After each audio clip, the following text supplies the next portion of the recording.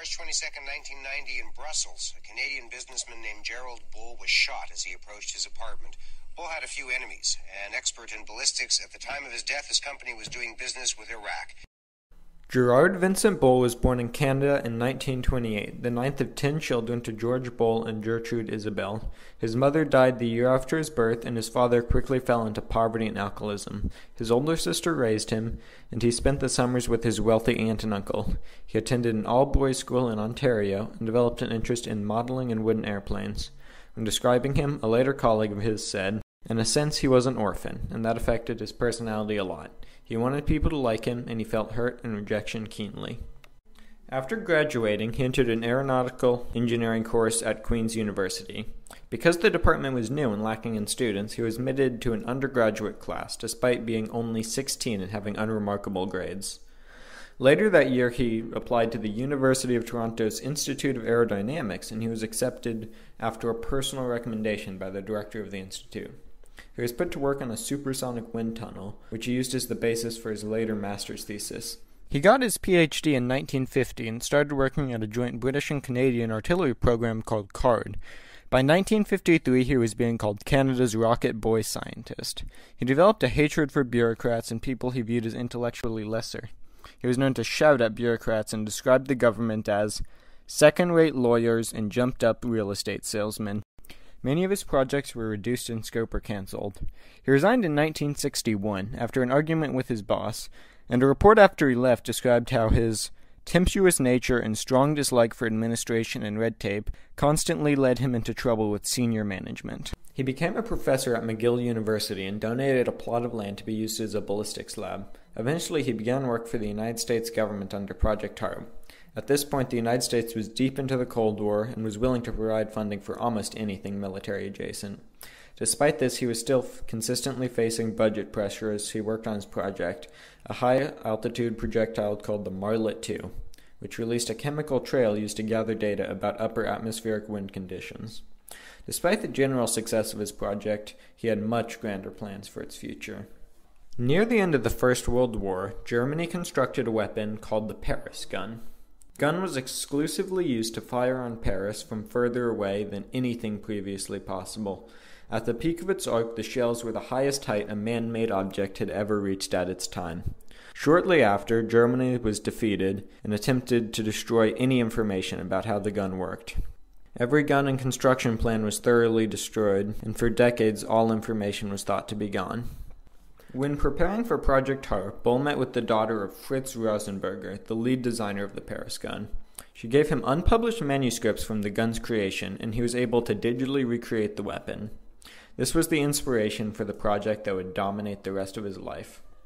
He realized that by using a powered rocket as the payload of the weapon, he could dramatically increase its range.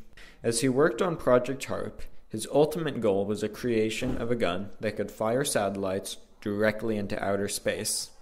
He convinced Canada to provide funding for the project as a cheaper method of entering the space race. He was given $3 million a year and began work on a gun that was more than 110 feet long. The original funds were delayed by 10 months, and he was in a constant fight to keep the project funded. They were making progress on a simplified version of the original plan, but budgeting issues and a desire to separate their space and military program meant the Canadian government wasn't willing to renew funding when it ran out. Bull likely didn't help the situation with his vocal hatred of bureaucrats and politicians, calling them the lowest form of life on Earth. By the time funding was pulled, Bull had gotten tantalizingly close to his goals. In the words of his son Philip, they were already putting small probes into space. It was the drive of his life to be working on that project. He was alone, and it was his project. It came from his brains, and it was functioning. It worked. Bull wasn't willing to give up on the dream he had worked on for years.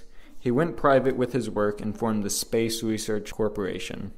To get started, he forced McGill University to return the land he donated and took up a number of military contracts. His company did primarily weapons development and distribution, but his ultimate goal was still the space gun. His first major success was the sale of 50,000 advanced artillery shells to Israel. American Senator Barry Goldwater rewarded his success with a congressional bill that granted him United States citizenship and high-level security clearance. Despite the millions of dollars of defense contracts he had acquired, he still couldn't afford the space gun program he dreamed of.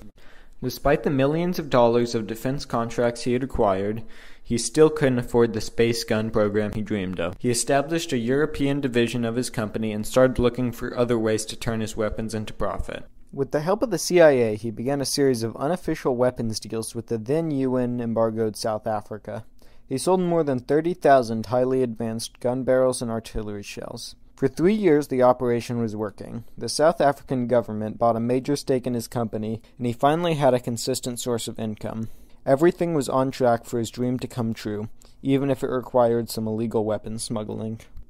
Unfortunately for Bull, the United States foreign policy was shifting away from purely combating communism, and the apartheid policies in South Africa were gaining more attention. In 1980, information about his operation was uncovered and he was charged by the UN for illegal arms dealing. He spent 6 months in prison and his company faced massive fines. His reputation was ruined, his company was bankrupt, and more than a decade of work was undone. All he had left was his mind and his dream. He moved to Brussels, where a subsidiary of his company was located. This is when Gerard Bull began working for Saddam Hussein's Iraq. In a twisted way, it was a match made in heaven. Bull was desperate for anyone who could bring his space gun to reality, and Iraq wanted the advanced weaponry he could create for them. The project was called Project Babylon. The initial construction of the gun was split into many pieces across 7 different European countries, both because of the need to keep the project secret and the logistical necessities of such a large gun. Orders for the materials used in the project were at least once reported to the British intelligence agency, but they didn't investigate further. Combined with the relative ease with which Bull was able to ship the parts to Iraq despite the ban on military exports, it's very likely a high-level British official was collaborating with Iraq. Whether the supergun would serve a dual-purpose satellite and artillery launcher, or it was exclusively a space gun, with Bull providing the military with other weaponry, can't be fully determined. There were, however, many groups who were very interested in not having to find out. While working for Hussein, Bull's apartment was broken into multiple times as a warning to stop his work. On March 22, 1990, he was found dead outside his Brussels apartment with 5 gunshots in the back of his head, still holding $20,000 in an unopened briefcase.